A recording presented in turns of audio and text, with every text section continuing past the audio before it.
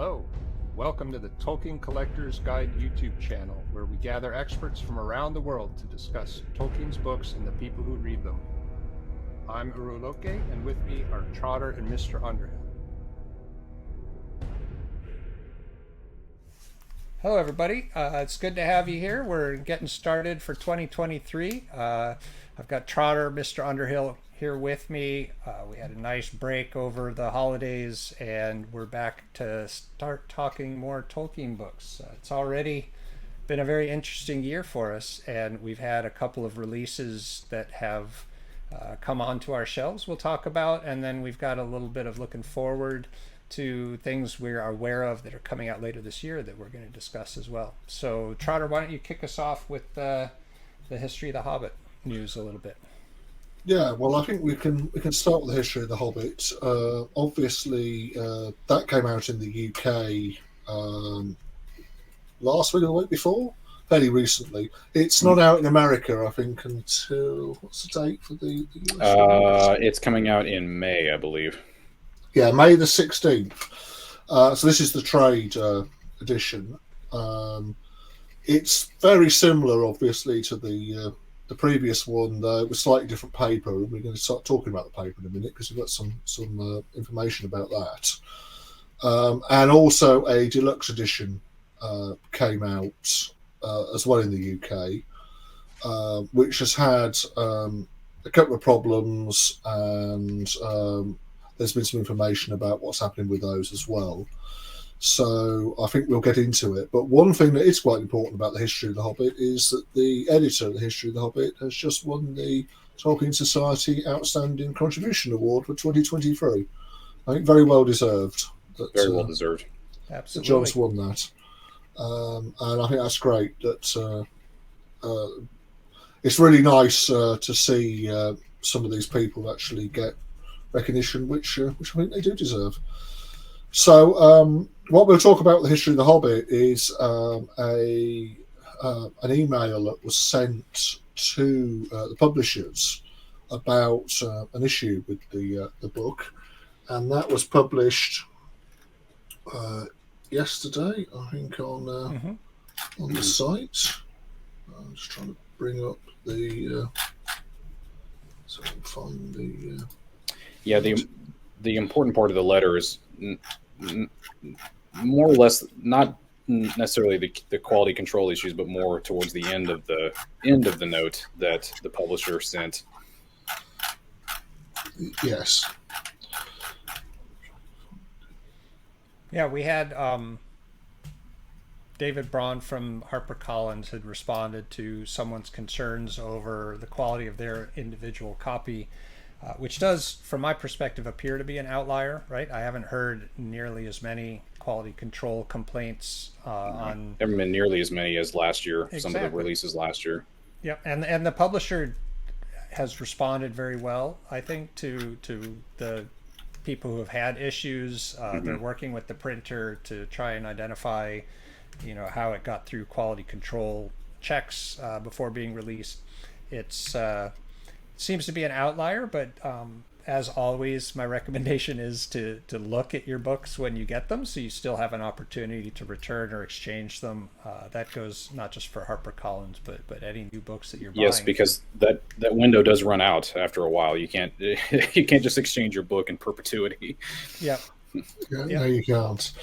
So, in essence, what HarperCollins have said is that they've been looking at the paper, and they've actually gone into quite a lot of detail around the paper that's used in these books, and it's quite a difficult area as to what paper is used, because you have to go into paper markets and all kinds of things along those lines to work out what you can get.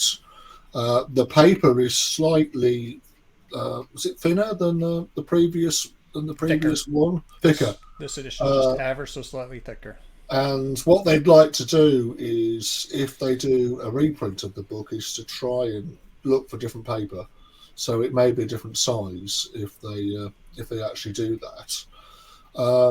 but they've also said that they've addressed a concern with Rateliff, who are the Italian printers, and said that they're not going to be using those for the next deluxe edition of The Hobbit that's coming out later this year, based largely on feedback that they got for the Lord of the Rings deluxe, the Silmarillion deluxe, and I think the History of the Hobbit as well, the deluxe edition.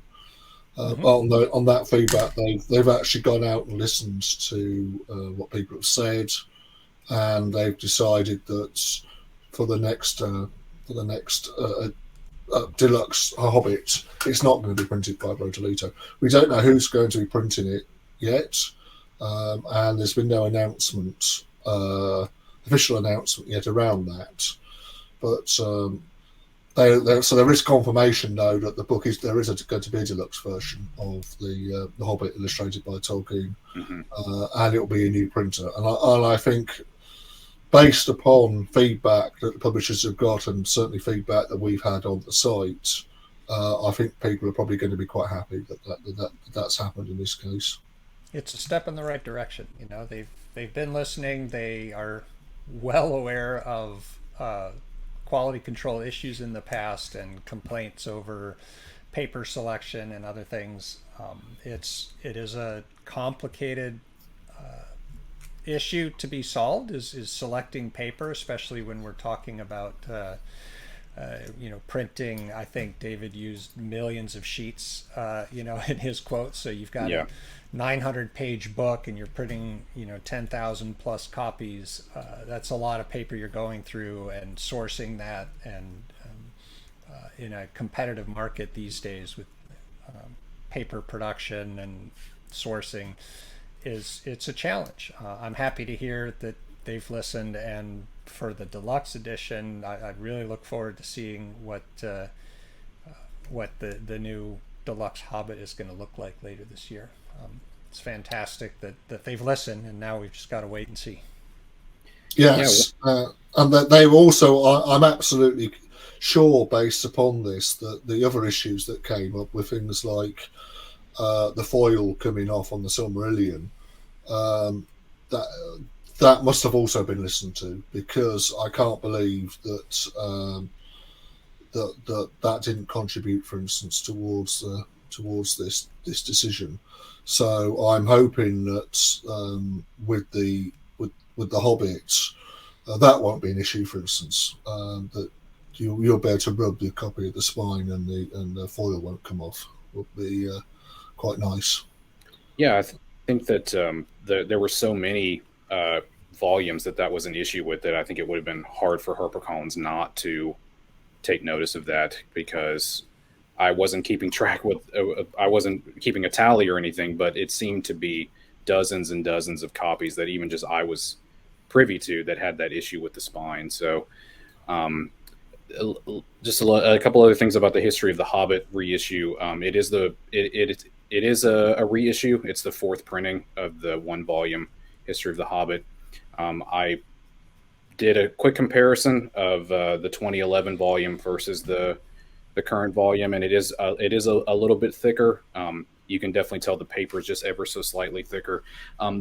But the books themselves, when you line them up next to each other, they're pretty close, because the boards on the reissue are just ever so slightly thinner than the boards on the 2011 issue. So it kind of cancels each other out a little bit, and that makes them pretty much the same size. The dust jacket too is a little bit thinner. The paper on the dust jacket's a little bit thinner than the 2011 first print that I have. One of the things that maybe we can take credit for with the deluxe Hobbit that's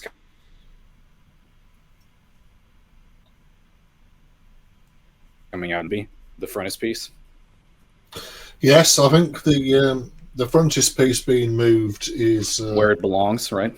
Where it belongs, yes. I've had a campaign for quite a while, is to try and get HarperCollins to move the the frontispiece by basically every time I see them saying, "Please, can you move the frontispiece of the Hobbit back to where it was?" And at one point, well, they obviously listened. So. Well, at one point I was told that they couldn't do it because it would confuse people. Oh, that's rubbish. Not being in the new place. And I did actually say I didn't really think that wasn't correct. What's life without a little confusion? Come on. But the other argument, of course, from HarperCollin's point of view, is that it was never really designed as a frontispiece. Tolkien just did it as the hill, but it was always put in that position up until the late 1960s. So from 1937 to the late 1960s. It was moved. It was as the frontispiece. They moved it with the third edition, did they not? Not the very first print in the first edition. They moved it about the no, sixth it was seventh impression. It was in the 70s when they moved it to the. Well, I think it was late. It could have been 70s or late 60s. It was certainly not straight away when the third edition came out. We'll check on that. We'll get back to y'all next video. And I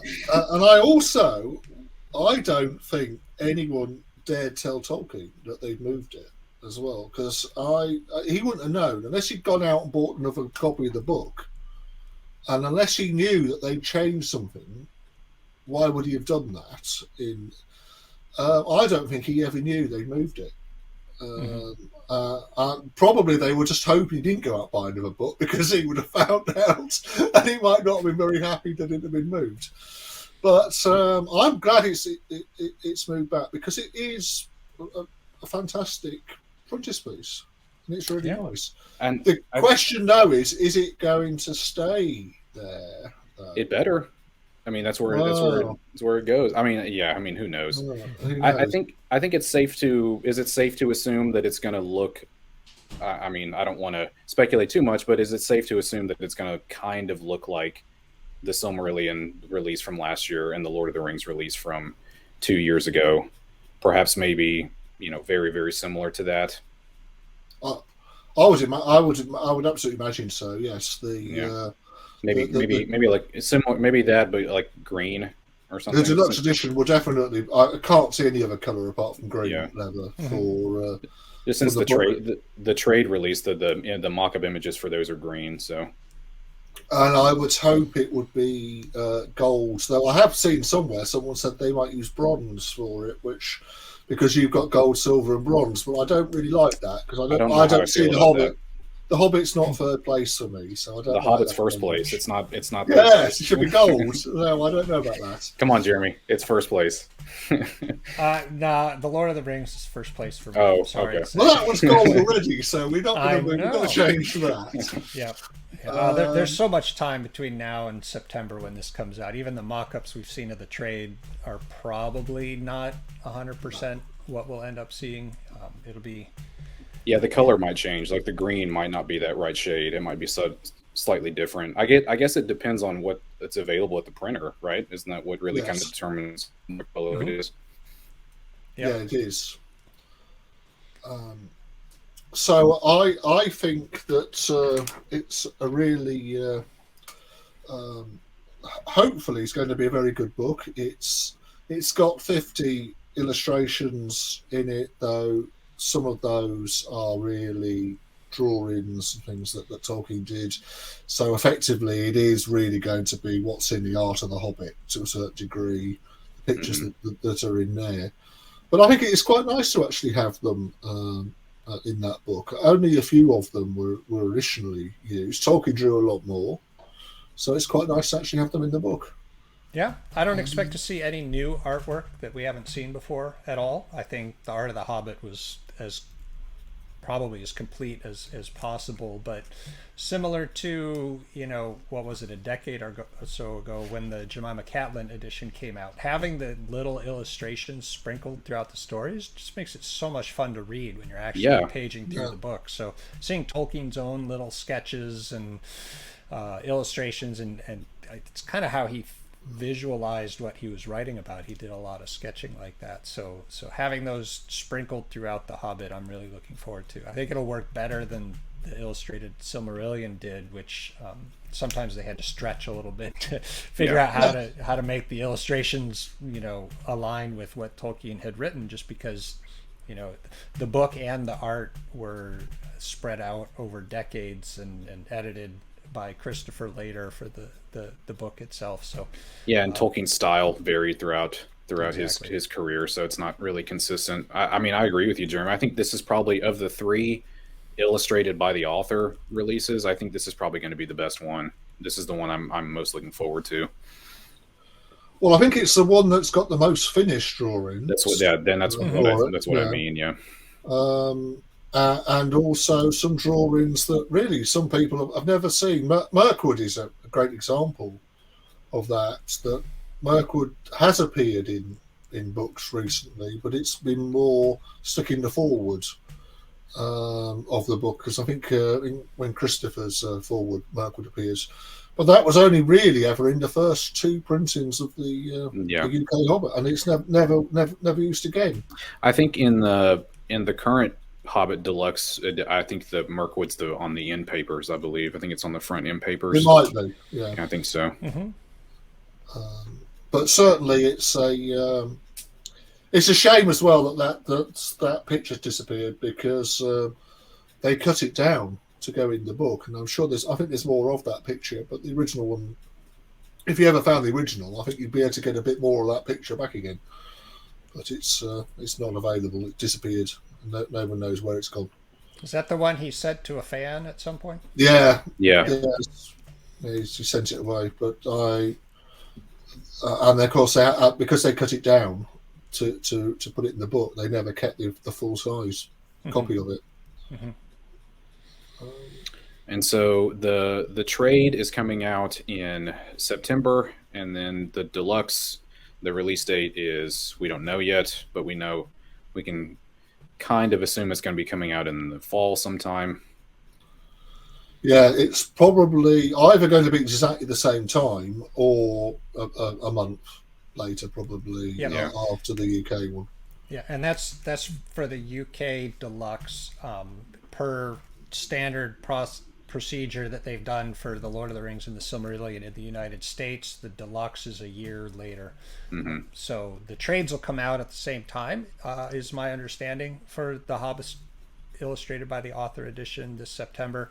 But the deluxe, they wait 1 year for the UK to be in the market before the US version, which for the last two has been identical, other than swapping out the publisher's logo on the spine and the title page. It really is the same book, but they don't officially release it in the US market for a year. Why? Do we know why? Is there a reason why this is being done this way? Or is it just, is it simple market economics? Like, is there a reason why they don't release, since they release the trades at the same time? It's a very good question. I have no information. Like, I haven't heard anything. But I don't have any either. It's just something, like, it just seems strange to me. I mean, it could be that they're trying to position the deluxe as more desirable and more limited and harder to get, a little bit. That makes sense. It could also potentially just be logistics. They're more expensive. They have leather on the spine. So from a manufacturing perspective, maybe they just wanted to spread that out a little bit. That's true. It does take more, I guess, man hours if you want to manufacture than the trade. I guess if you want to frame it, that's probably not the best way of saying it, but. No, I get what you're saying. So I'm purely speculating on potential reasons. But yeah, if I had to guess, it's probably just economics of making it more scarce, and more desirable, and not flooding the market with too many copies. Right. That gets me to think about, that message from the publisher about the quality control issues with the releases. It's interesting what they said about the paper market, and how competitive the paper market is now. I think that's not going to change in the future. I think it's probably only going to get more competitive. The paper market's going to be. So, I don't know what that means for book publishing long term, like 10, 15 years. But paper, I think, just good quality paper, I think, is going to become more and more expensive. Yeah, I don't disagree at all. Mm-hmm. So yeah, we've touched on History of the Hobbit as well as the forthcoming Illustrated Hobbit. We also have just now starting to hit the market is the Battle of Maldon and the homecoming of Beorhtnoth, Beorhthelm's son, if I said that correctly. Very good, Jeremy. Very good. You did say that correctly. The trade was just released a couple of days ago, actually, March 30th. Mm-hmm. Mine's in transit. I haven't seen it. So is mine. Mine's in transit too.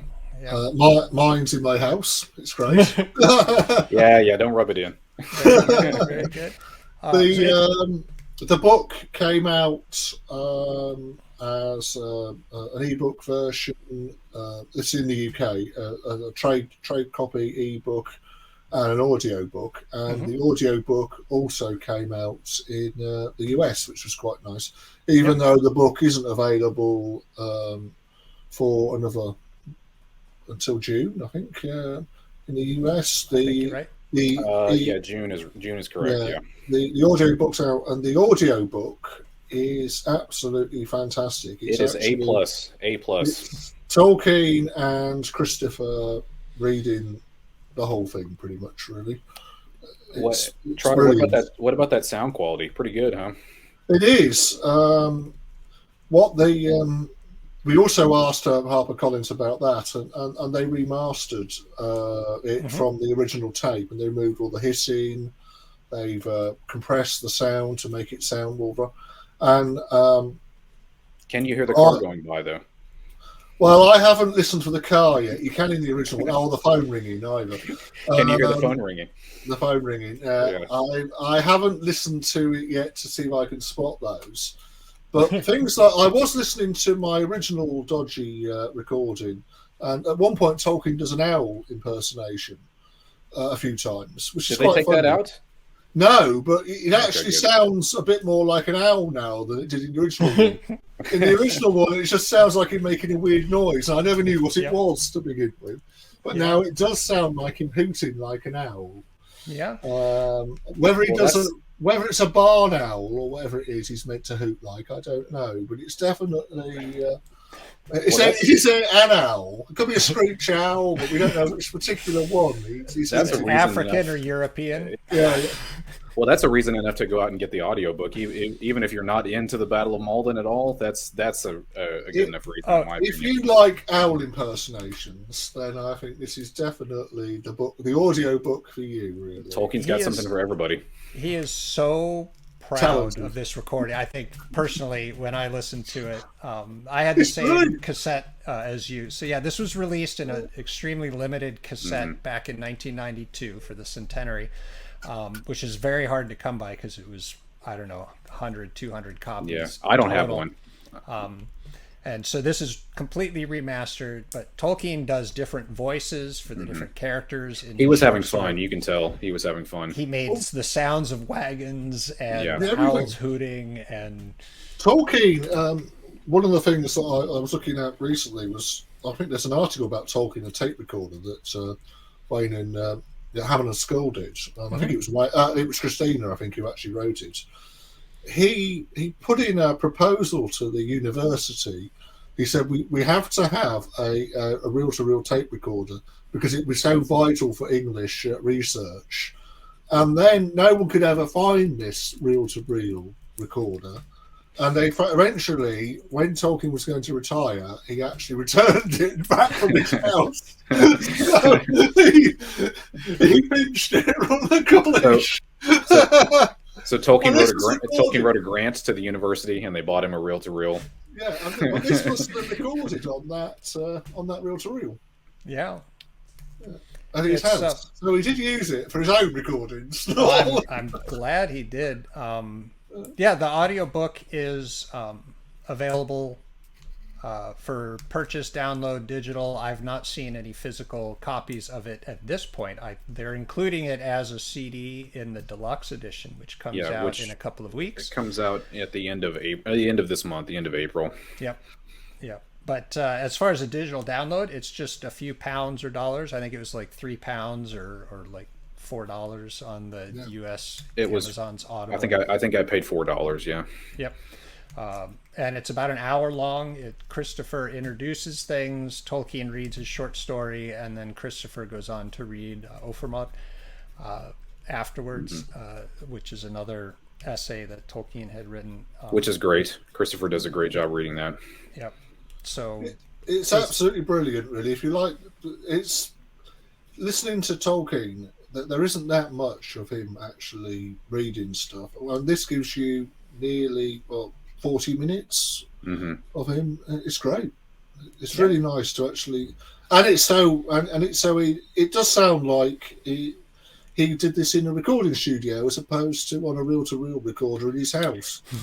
HarperCollins has done a fantastic job with like Andrew was saying earlier, cleaning up the sound, removing some of the unnecessary things that were on the original recording. I think that just based on my own understanding of where sound improvement technology is going, a lot of they're using AI for a lot of that now, and I think it's only going to get better as we go along. So those older recordings, not just for Tolkien, but for music, anything like that, the remastering process is going to become. I think it's going to be a little mind blowing what they can do with older sound now. Yeah. All right. So yeah, I think we've got a couple of great. This is a big year in Tolkien publishing. We've had a nice new re-release of history. The deluxe edition is a first. This is the first time John's book has been in the deluxe edition. It looks great. It looks great. I've handled well more than a dozen copies. How many have you handled? 16 to be exact, and they're all fine. I've had no issues at all with how it's manufactured. They all look great. So I would not have gotten 16 of a prior deluxe like the Lord of the Rings illustrated one. Quality control is drastically improved. I'm very happy with how this one looks. There's been some chatter about the quality of the paper. And there's been a little bit of chatter about the slipcase being snug, but those are the only things I've heard from the community is those two things. And that, to all things considered, that's pretty small in terms of complaints, I think. Yeah. Yeah. And, HarperCollins mentioned in the message we have up on our boards that, paper selection is a trade-off, right? You can go thinner, but then it's easier to see the text on the reverse of the page. It makes it a little bit harder to read. That's the problem with some of the India paper stuff. Yeah. And this is a massive book. I think it's almost 1,000 pages. It is...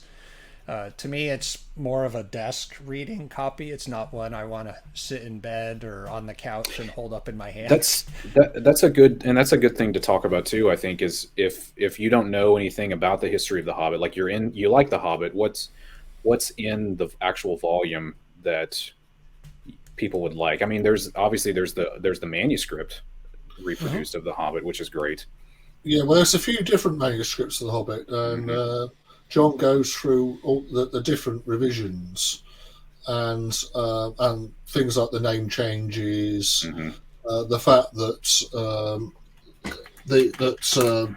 he completely changes the names of everyone towards the end. Well, at one point he just decides that Gandalf, who was Thorin, isn't going to be that anymore, and just changes the name and. It's nice to see those sort of things, but it goes through the whole book. So effectively, you can read. If you read it, you actually do get to the end. You sort of read the whole of the Hobbit because it's all in there. There's also the new Hobbit, right? That's in there. Yep. But I don't know if that's a draw, but there is the new Hobbit that's in there. Yeah, in the 1960s, Tolkien experimented with rewriting The Hobbit to be fully in the style of the Lord of the Rings and to put completely into. He got through 3 chapters, right? Yeah. And it was just too dark. It wasn't. It's not The Hobbit. The problem was all the whimsical stuff that's in there, like the tra-la-la lallies and all that sort of stuff. getting rid of that, it's just not the same. It's not the same book. But you can't remove read what Tolkien was trying to do in the history of the Hobbit. John Rateliff does publish that in there. it. Yeah. There's other information I like even who Tolkien gave the association copies to. That's quite nice, just to see what he did with his original author's copies that he got. And of course, occasionally you see them turn up for huge amounts of money at auction houses, but at least you can now see where they originally came from. And he's tried to put the relationship with the people who got them is in there as well, so which is quite nice. So if you actually see one of these at auction, you can have a look now and see a bit more about that person that they originally gave it to. Yeah, so exciting so far. Exciting publications coming up later this year. The Hobbit Illustrated is announced, and very much I'm looking forward to it. I think you two are as well. We'll have to see what else the year brings us. It's going to be a lot of fun, I think. It's a great time for Tolkien publishing. It really is. I think we're being spoiled. I don't know when this is going to end, but when it does end, we may have a bit of a hangover, I think. Yes. Well, it's great chatting with you guys. I'm looking forward to making a lot more videos with you this year. We've got some exciting things planned. We won't announce yet, but we're looking forward to having a lot of fun and showing you not just books, but other collectors, other publications, and just have a lot of fun this year and enjoy Tolkien collecting as a hobby. Yeah. Well, thank you everyone for listening, and we'll see you soon. Yeah, thanks for stopping in.